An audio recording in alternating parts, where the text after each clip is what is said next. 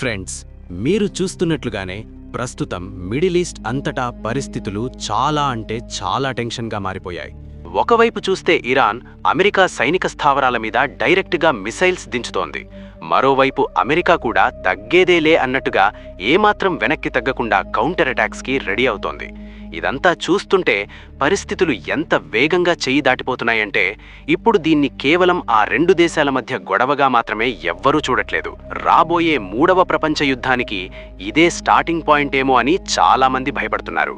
పెద్ద పెద్ద international experts సైతం వరల్డ్ వార్ 3 వచ్చేస్తుందేమో అని ఓపెన్గానే ఆందోళన వ్యక్తం చేస్తున్నారు.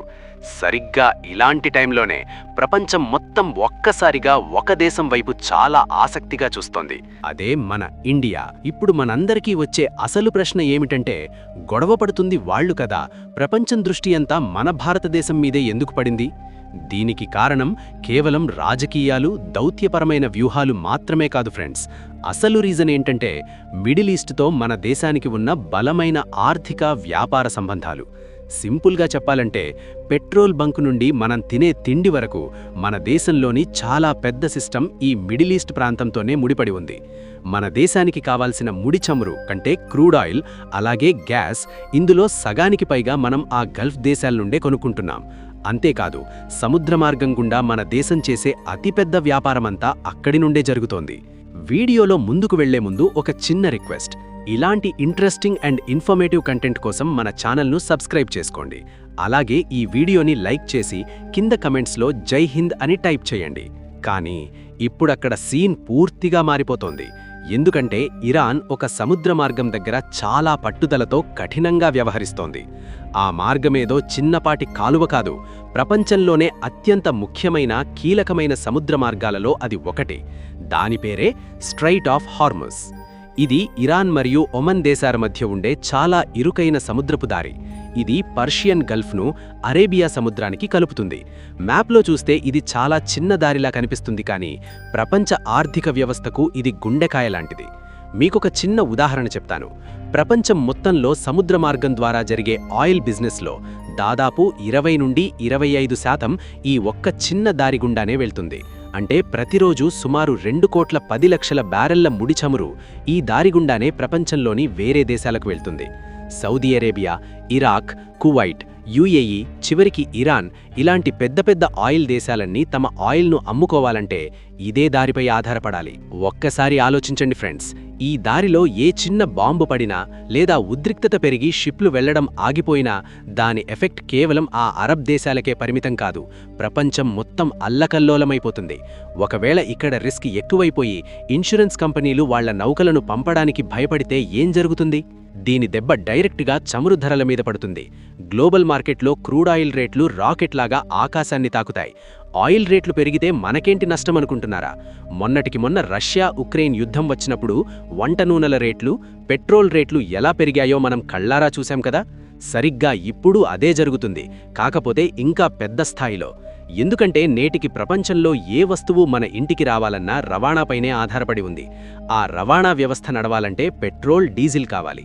ఉదాహరణకు పల్లెటూరులో పండిన టమాటాలు, కూరగాయలు సిటీకి రావాలంటే లారీలోనే రావాలి. లారీకి డీజిల్ కొట్టించాలి. ముడి చమురు రాక ఆగిపోయి డీజిల్ రేటు పెరిగితే ఆటోమేటిక్గా ఆ లారీవాడు కిరాయి పెంచుతాడు. కిరాయి పెరిగితే నిన్నటి వరకు 10 రూపాయలు ఉన్న టమాటా రేటు రేపు ఉదయానికి 50 రూపాయలవుతుంది. కేవలం కూరగాయలే కాదు, ఎలక్ట్రానిక్స్, బట్టలు, రోజువారీ అవసరాలు, ఇలా ప్రతి ఒక్క వస్తువు ధర భయంకరంగా పెరిగిపోతుంది. అందుకే ఈ స్ట్రెయిట్ ఆఫ్ హార్ముజ్ను ప్రపంచ ఆర్థిక వ్యవస్థకు ఒక ఎనర్జీ నర్వ్, అంటే శక్తి నాడి అని పిలుస్తారు.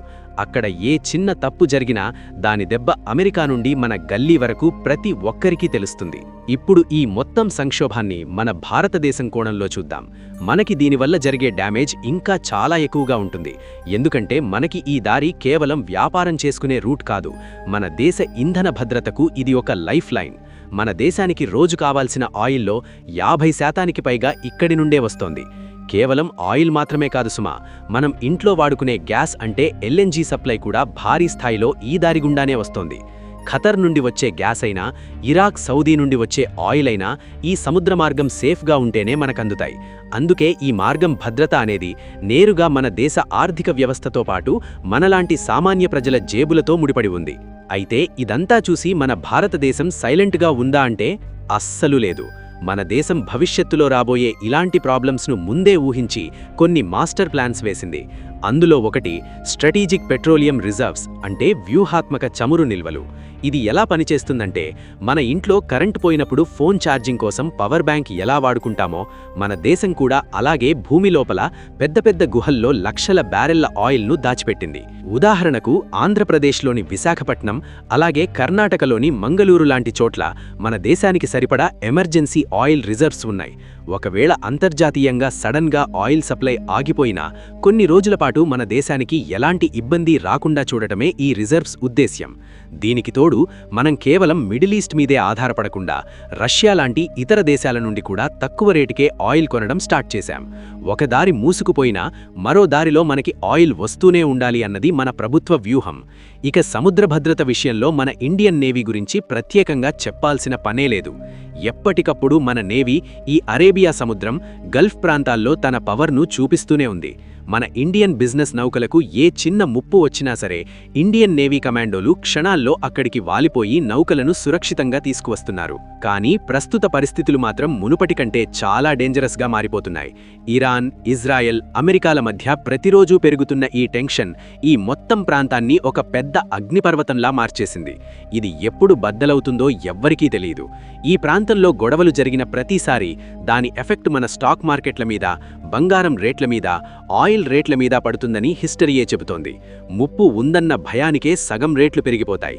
అందుకే మన భారతదేశం ప్రతి చిన్న కదలికను చాలా జాగ్రత్తగా గమనిస్తోంది. ఒక పక్క దౌత్యపరంగా అందరితో మాట్లాడుతూనే మరోపక్క ఎమర్జెన్సీ వస్తే ఎలా ఫేస్ చేయాలి అన్నదానిపై పూర్తి ఫోకస్తో ఉంది. ఎందుకంటే ఈ గొడవ ఇలాగే కంటిన్యూ అయితే అది మన సామాన్యుడి జీవితం మీద చాలా పెద్ద ఇంపాక్ట్ చూపిస్తుంది. మరి రాబోయే రోజుల్లో ఏం జరగబోతోందని వీరనుకుంటున్నారు? ఈ మిడిల్ ఈస్ట్ టెన్షన్స్ నెమ్మదిగా తగ్గిపోయి పరిస్థితులు నార్మల్ అవుతాయా, లేక ఇది నిజంగానే ఒక పెద్ద యుద్ధానికి దారితీస్తుందా? దీని గురించి మీ అభిప్రాయం ఏమిటో కింద కమెంట్స్లో ఖచ్చితంగా తెలియచేయండి. వీడియో మీకు నచ్చితే మీ ఫ్రెండ్స్ అండ్ ఫ్యామిలీకి షేర్ చేయండి. మరిన్ని ఇలాంటి ఇంట్రెస్టింగ్ అండ్ ఇన్ఫర్మేటివ్ కంటెంట్ కోసం మన ఛానల్ను సబ్స్క్రైబ్ చేసుకోండి. మళ్ళీ మరొక అద్భుతమైన వీడియోతో కలుద్దాం. సబ్స్క్రైబ్. జై భారత్, జై హింద్.